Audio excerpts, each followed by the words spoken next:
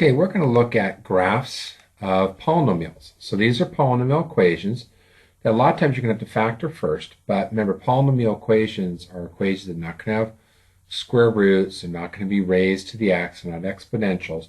These are equations where it's x raised to a whole number.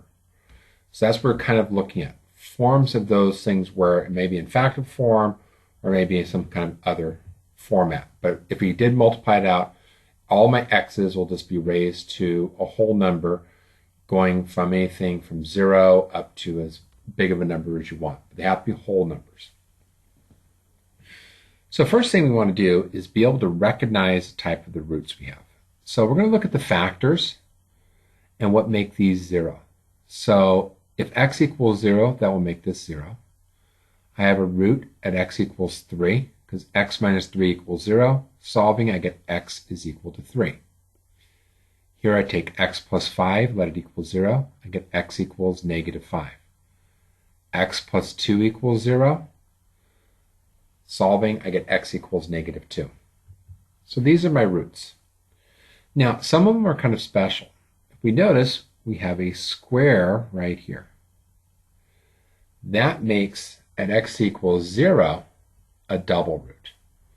And over here, we have a cube. That makes x equals negative 5 a triple root. So we want to watch out for whenever the root is either even or odd, because they do different behaviors when we go to graph. Next bit I'm going to do is build a sign chart. Now a sign chart, what we do is we find out where is the function positive or negative. So I'm going to plug in my roots. So I add a root at 0, at 3, negative 5, and at negative 2. Now, you could, in one way, see about just plugging in numbers. I like to work from the positive end. So I'm going to do this two different ways, just to make it, so you can see how to work it. But I'm also showing you how to do it on your calculator. So I'm going to call up my calculator. And I'm going to plug in a number in this region here. So say I plug in 4. So I'm going to take 4 and I'm going to store that into x. Now I'm going to type this equation. Now be careful, you want to make sure you use your negatives. And I have negative x squared, not the minus. Then I have times, so I put parentheses, x minus 3. Then I've got x plus 5 cubed, so x plus 5 raised to the third power. Some of you have the pretty print, so it might put a cube up here. And then I have x plus 2. Now since x equals 4, it's going to plug in 4 into all those equations. So I got a big negative. So it tells me that this, let me go back to my graph, my function, here we go. It tells me that that section right there is negative. Okay, so now I'm going to plug in a number that is in between. So I'm going to plug a number into this region. So the easiest number that I could plug in that's between 0 and 3 would be plugging in 1. Now I could plug it in by hand. I could say negative 1 squared is negative 1. 1 minus 3 is negative 2. 1 plus 5 is 6 cubed. Then 1 plus 2 is 3. And I can multiply it out. Now this gets kind of like a big number, so it may make it difficult to kind of work with it. So I could plug it in manually. Now I could see whether it's positive or negative. I had negative times negative is positive. This is positive. And this one's positive, so I know my answer is going to be positive. Now on the calculator, if I wanted to do it there, I could go and just plug in 1, store into x. And it's not necessary to retype your equation. If I do second, enter, and then do second, enter again, it repeats the equation that happened before. So when I plug in 1, I got 1296. That's a positive. That's why this section right here is positive. Now we have at x squared, at 0, we have a double root. So watch what happens when I do a double root. I'm going to plug -1 into my equation. So I'm going to store that into x. And again, I'll do second enter, second enter. Notice it's a positive again. So what happens when you have a double root is it repeats. So we have a repeat. Now, if I plug in -2, when I'm coming over this direction right here, this is a single root. When you have a single root, the sign should change. When you have an even root, the sign repeats. So I should have a sign change that occurs right here. Now, I could try plugging in numbers, and you may have to do it without, using a calculator even.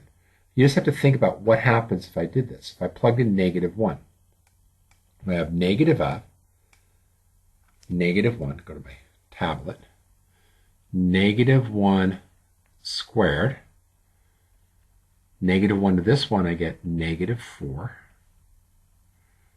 -1 plus 5, that's 4, and then -1 plus 2 is 1. Well, I got -1 squared, that's +1, so I got -1 times -4, so I have negative times negative is positive, times positive times positive, I know my answer is positive. So that's why when I plugged in -1, I got a repeat right here. So I plugged in the wrong number, I think. Yep, I plugged in -1. If I plugged in -3, I could do the same kinds of things. So -3, I'd have negative of 9. So -3 squared would give me +9. -3 here would give me -6. -3 plus 5 is 2. Then -3 plus 2 is -1. I get 9 times a negative, so it's -9 times negative, that's positive, times 8 times a negative makes my answer negative. But that's a lot of work. And my experience with students doing this is they make arithmetic errors all the time. It's really easy to make a little error. So it's understanding how the roots work. Now again, I could plug in and I will get, sorry, a little break there from the phone call. Okay, so when you're looking at these kinds of equations though, watch really carefully what kind of occurs. So if I know where my roots are, single roots and any odd roots are going to change signs. Any even roots are going to repeat. Now, if I think about simply my equation, I'm going to erase all the ink on my side. Okay, there we go. If I think about my equation, I have a negative, and I plug in a big number like this. So this is positive. 5 plus 2 is positive. 5 plus 5 is positive. 5 minus 3 is positive. 5 squared is positive. Then I have this little negative out here. Well, that's going to make it end in negative. Then, at positive 3, I have a regular root, so it changes signs. At 0, I repeat it. -2 is a regular root, so it changes signs. At -5, we have a triple root, but that's an odd root. It changes sign. So anytime you have an even root, it repeats. The only time I have an even root is at 0. And if you notice that, it does help. So now we're going to put it in. So we put our points in. So we had -5, -2, 0, and then we have 3. So if I'm going to graph this, I'm going to go positive. So I'm going to start with the positive. And then I had, at -5, I have a triple root. So it's going to have to make like a little cubic through there. I didn't do the best jobs there. At -2 is a regular root, so I go through like a line. We have a double root at 0. And then I have a regular root down through here. Now, I didn't do my best job of the cubic part. But if I take a look at the graph, this is what the graph should be looking like. So, we look at our final solution. Notice how we have the triple root, we make a little cube mark. Double roots, we bounce off. And that's how they kind of look. So double roots repeat. Triple roots will make like a cubic going right through there. They twist. They go flat right at that moment. Okay, so some of the problems you may have to factor first. So if we take a look at this one, I have x cubed in common. So I'm going to factor out x cubed. Leaves me with x squared minus 6x plus 9. Well, this factors to x minus 3 times x minus 3. Notice how this is a repeat. That's a double root. So I have roots at 0 and 3. This is a triple root because of the cube. And we have a double root. And again, I could have rewritten this as x cubed times x minus 3 squared. We have a triple root and we have a double root. So I'm going to build my sign chart. And this time, I don't want to have to plug in numbers. I just want to think about what's going to happen. Well, if I plug in a number bigger than 3, this one's positive, this one's positive, this one's positive. Like I plugged in 4. 4 cubed, positive. 4 minus 3 is 1. 4 minus 3 is 1. It's all positive. So I know that one ends up positive. Then at negative 3, I have a double root. So it's going to repeat. So this one is going to be positive. Now you can test it, but I know it repeats here. Odd root is going to change signs. So if I plugged in negative 1 or any of these numbers over here, I should get a negative answer.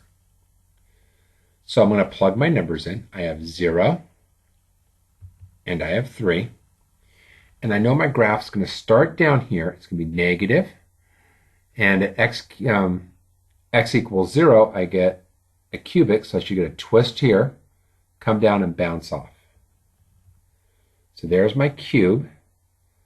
And there is my square.